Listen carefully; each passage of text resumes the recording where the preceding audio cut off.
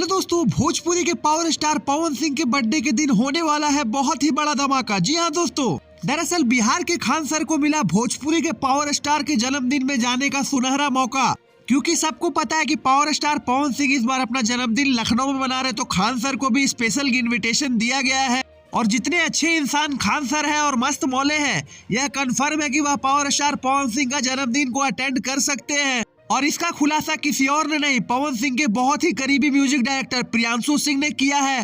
दोस्तों, यह अपडेट को भोजपुरी इंडस्ट्री का सबसे बड़ा अपडेट अभी तक का माना जा रहा है, क्योंकि खान सर जैसे इंसान सदी में एक बार जन्म लेते हैं और ऐसे महान व्यक्ति अगर पावर स्टार पवन सिंह का बर्थडे अटेंड करेंगे तो पावर स्टार पवन सिंह के लिए धन्य होने वाली बात होगी।